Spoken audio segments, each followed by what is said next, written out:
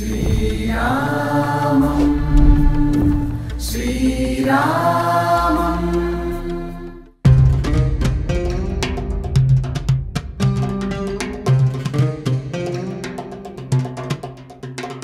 So చూసారు కదా, మన వెనకాల ఎక్కడికక్కడ ట్రాఫిక్ డైవర్షన్స్ కనిపిస్తున్నాయి కాబట్టి కొంచెం ఇక్కడ ట్రావెల్ ని అవాయిడ్ చేసుకుంటే బెటర్.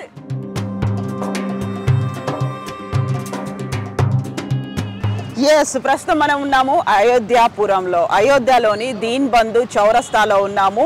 జనవరి 22 బాలరాముడి విగ్రహ ప్రాణ ప్రతిష్ఠ కోసం అయోధ్య నగరం అంతా రెడీ అయిపోయింది. ముస్తాబైపోయినటువంటి దృశ్యాలు మనకు కనిపిస్తున్నాయి. అయితే అయోధ్యలో ఉన్నటువంటి బాలరాముడిని దర్శించుకోవాలనుకునే భక్తుల కోసం కీలకమైనటువంటి విషయాల్ని ప్రస్తుతం మనం చూడబోతున్నాము. ఇక్కడ మోస్ట్ ఇంపార్టెంట్ థింగ్, జనవరి 22 అనేది అతి కీలకమైన రోజు, చారిత్రాత్మకమైన రోజు, వందల ఏళ్లుగా ఎదురు చూస్తున్నటువంటి రోజు, ఒక స్వప్నం ఫలించే వేళ ఆ రోజు. అయితే ఆ రోజుకు సంబంధించి కీలకమైనటువంటి ప్రకటన చేసింది రామతీర్థ క్షేత్రం.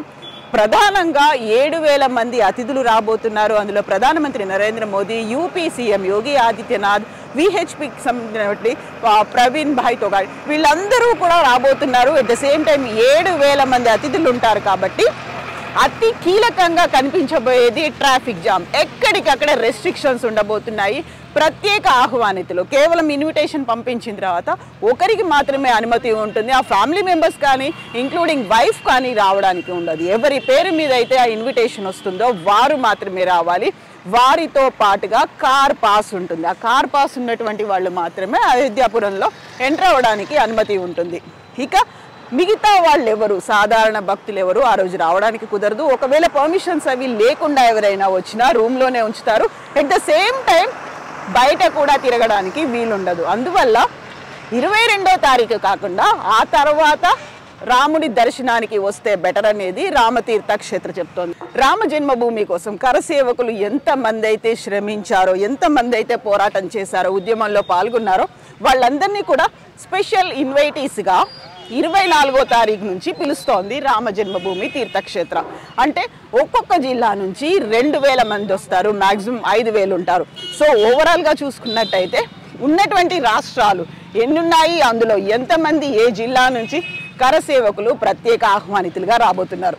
సో ఆ నెంబర్ కూడా విపరీతంగా ఉండబోతోంది. సో ఒక్కో జిల్లా నుంచి 2,000 మంది అంటే ఆ రోజు ఆ రాష్ట్రం నుంచి ఎంతమంది వస్తారు, ఇవన్నీ కౌంట్ చేసుకుంటే, క్యాలిక్యులేట్ చేసుకుంటే రద్దీ అనేది విపరీతంగా ఉండబోతోంది. సో దానివల్ల ప్రయాణం వాయిదా వేసుకోవాలి. వందల ఏళ్లుగా ఎదురు చూసినటువంటి బాలరాముడి దర్శనం కోసం మరికొద్ది రోజులు వేచి చూస్తే ప్రాబ్లం ఏముంది? ఇంతకాలం ఎదురు చూసాం, మరికొంతకాలం ఎదురు చూసి కొంచెం ఫ్రీ అయిన తర్వాత, అంతా సెటిల్ అయిన తర్వాత వస్తే బెటర్ కదా అనేది రామతీర్థ క్షేత్రం చేస్తున్నటువంటి విజ్ఞప్తి. ఇప్పుడు జనవరి 22 లోపే వచ్చి రాముడిని చూద్దాము అనుకుంటే అప్పటికి రామ్లల్లా ప్రాణ ప్రతిష్ఠ అయితే జరగదు. కాకుంటే ఇక్కడ కన్స్ట్రక్షన్ వర్క్ అవుతోంది. ఆ తర్వాత హడావుడి హెవీ వర్క్ లేకుండా ఉండాలి అనుకున్నప్పటికీ కూడా అది కొంచెం కష్టతరమైన పని. ఎందుకంటే ఇక్కడ every other day CM Adityanath వస్తున్నారు. దాంతో పాటుగా ట్రాఫిక్ డైవర్షన్స్ ఉన్నాయి. అట్ ద సేమ్ టైం నాలాల క్లీనింగ్తో పాటుగా రోడ్ వైడనింగ్, కన్స్ట్రక్షన్ వర్క్ ఇవన్నీ అవుతున్నాయి. కాబట్టి ట్రాఫిక్ జామ్స్ అనేవి అతి ఎక్కువగా కనిపిస్తున్నాయి. సో ఎక్కడికక్కడ జామ్ ప్యాక్డ్గా ఉండబోతోంది అయోధ్యాపురం అంతా. అండ్ ఇంకొక అంశం, ఒకవేళ మనం బయటికి ఎక్కడికైనా వెళ్ళాలి అనుకుంటే తిరగాల్సింది ఇక్కడ లోకల్గా అవైలబుల్గా ఉన్నటువంటి ట్యాక్సీల్లో కాదు. ఇంపార్టెంట్ థింగ్ ఇక్కడ కనిపిస్తోంది, అయోధ్యాపురం అంతా ఉండేది battery autos. Battery autos is the best thing అని చెప్పుకోవచ్చు. ఇప్పుడు మనం బ్యాటరీ ఆటోలోనే వెళ్తున్నాము. సో అయోధ్యాపురం అంతా తిరగడానికి అతి కీలకమైంది ట్రాఫిక్ జామ్స్ని అవాయిడ్ చేసేది బ్యాటరీ ఆటో. ఇప్పుడు మనం బ్యాటరీ ఆటోలో వెళ్తున్నాం, అయోధ్యాపురాన్ని చూడబోతున్నాం. నాతో పాటుగా రండి.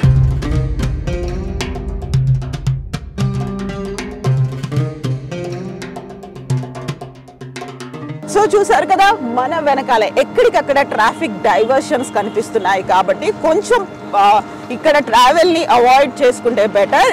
మంత్ ఎండ్ వరకు అట్లీస్ట్ February 1st నుంచి అయినా రావడం బెటర్. అండ్ మోర్ ఓవర్ ఇక్కడ ట్రాఫిక్ డైవర్షన్స్తో పాటుగా మనం మాట్లాడుకుంటున్నాము బ్యాటరీ ఆటో గురించి. సో చాలా స్మూత్ అండ్ కంఫర్టబుల్గా ఉంటుంది, ఈజీ జర్నీ అనేది ఉంటుంది. ఎందుకంటే హెవీ ట్రాఫిక్ అనేది కనిపిస్తుంది, ట్రాఫిక్ డైవర్షన్స్ కూడా ఉన్నాయి కాబట్టి ఈజీగా వెళ్ళడానికి అండ్ స్మూత్గా ఉంటుంది బ్యాటరీ ఆటోస్. అండ్ పర్యావరణ హితం కూడా కాబట్టి మీకు అయోధ్యలో ఎక్కడ చూసినా బ్యాటరీ ఆటోసే కనిపిస్తుంటాయి. అండ్ ఇక్కడ మనం కనిపిస్తోంది ఇక్కడ వర్క్ అనేది కనిపిస్తోంది, కన్స్ట్రక్షన్ వర్క్ అనేది కనిపిస్తోంది. January 22కు సంబంధించినటువంటి ఏర్పాట్లు ఇక్కడ మనం చూస్తున్నాము. మొత్తం ఎంత అంగరంగ వైభవంగా ముస్తాబైనటువంటి అయోధ్యాపురానికి సంబంధించి చూస్తున్నాం. భయ్ आप कुछ बोल रहे थे इसके बारे में? तो ఈ అయోధ్యకి సంబంధించి ఎంట్రీ గేట్ ఇది ఎంత కలర్ఫుల్గా కనిపిస్తుందో చూడండి. ఇక్కడ నుంచి మనం అయోధ్యలోకి ఎంటర్ అవుతూ ఉంటాము. మనకి అక్కడే కనిపిస్తున్నారు ప్రయాణికులు, ఎందుకంటే చాలా వరకు ఇక్కడ ప్రయాణికుల్ని రెస్ట్రిక్ట్ కూడా చేస్తున్నారు. ఇప్పటి నుంచే మనం చూస్తున్నాము ఎక్కడెక్కడి నుంచో నడిచి వస్తున్నటువంటి ప్రయాణికులు కనిపిస్తున్నారు. అందులో ఇంత చలిలో కిలోమీటర్ల మేర రాముణ్ణి చూడడానికి వస్తున్నటువంటి భక్తుల్ని చూస్తున్నాము, నడిచి వస్తున్నటువంటి భక్తులు. సో ఒకటి మనం చలికి తట్టుకునేలా ప్రిపేర్ అయి ఉండాలి. ఎట్ ద సేమ్ టైం ఇక్కడ ఉన్నటువంటి రద్దీ, ట్రాఫిక్ డైవర్షన్స్ ఇవన్నీ కాబట్టి నడిచి వెళ్ళాల్సినటువంటి పరిస్థితులు కూడా ఉంటాయి. కాబట్టి కొంచెం పోస్ట్పోన్ చేసుకుంటే బెటర్. ప్రస్తుతానికి రాముణ్ణి చూడడానికి వస్తున్నటువంటి భక్తులు అక్కడ టెంపరీగా అరేంజ్ చేసినటువంటి రామ మందిరంలో రాముని చూడడానికి వచ్చేటువంటి భక్తులు కనిపిస్తున్నారు. ఇక ఇదంతా మనం చూస్తున్నాము ఎంట్రీ పాయింట్కి సంబంధించి అందంగా, సుందరంగా, అద్భుతంగా అరేంజ్ చేసినటువంటి ఈ అరేంజ్మెంట్స్ అనేటివి. ఇంకా కన్స్ట్రక్షన్ వర్క్ జరుగుతుంది. అయినప్పటికీ కూడా ఇది నైట్ టైంలో చూసినట్టయితే ఒక సూర్యుడు వెలిగిపోతున్నట్టుగా ఉండేటువంటి లైట్స్ అనేవి మనకు కనిపిస్తుంటాయి. అయోధ్యకి సంబంధించి ఇది ఎంట్రీ పాయింట్. ఈ ఆర్చ్ అనేది కనిపిస్తోంది కదా, ఈ ఆర్చ్ నుంచి మనం ఎంటర్ అవుతాము లోపలికి. సో ఇక్కడ నుంచి మనం ఇంకో ప్రాంతానికి వెళ్తున్నాం, బయటకు వచ్చాం. అండ్ రైట్ సైడ్లో కనిపిస్తుంది సూర్య భగవానుడు 7 గుర్రాల మీద సప్తాశ్వ రూఢుడై వస్తున్నటువంటి సూర్య భగవానుడు. రాముడు సూర్యవంశం కాబట్టి సూర్య భగవానుడిని అక్కడ ప్రతిష్ఠించారు. అయితే ఇప్పటికీ వర్క్ అనేది జరుగుతోంది కాబట్టి ఇంకా పూర్తి అందాలనేవి కనిపించట్లేదు. అండ్ అక్కడ ఉన్నటువంటి ఫ్లైఓవర్లను చూసినా ఎక్కడ చూసినా రామ చిత్ర కథను, రామాయణానికి సంబంధించినటువంటి చిత్రాలని వివరిస్తూ ఉన్నటువంటి ఫ్లైఓవర్లు అనేవి కనిపిస్తున్నాయి. ఎక్కడికక్కడ కలర్ఫుల్గా ఉన్నాయి, పోలీసులు ఉన్నారు, డైవర్షన్స్ జరుగుతున్నాయి. అండ్ సో మనం ఇక్కడ లెఫ్ట్ సైడ్లో చూసుకున్నట్టయితే ఇంతకుముందు మనం మాట్లాడుకున్నాము వెహికల్స్ని రెస్ట్రిక్ట్ చేస్తున్నారు, లోపలికి రానివ్వట్లేదు అని. ఇక్కడ మనకి కనిపిస్తున్నాయి ఎక్కడికక్కడ టూరిస్ట్ వెహికల్స్ అనేవి ఇక్కడే పార్క్ చేసుకొని కిలోమీటర్ల దూరం లోపలికి వస్తున్నారు రామ్ దర్శనాని కోసం, భగవంతుడు శ్రీరాముడు దర్శనానికి వస్తున్నటువంటి. అండ్ మనకు మెజారిటీగా కనిపిస్తున్నాయి ఇక్కడన్నీ బ్యాటరీ ఆటోలే. సో ప్లాన్ అకార్డింగ్లీ మీరు ఈసారి రాముని దర్శనం చేసుకోవడానికి.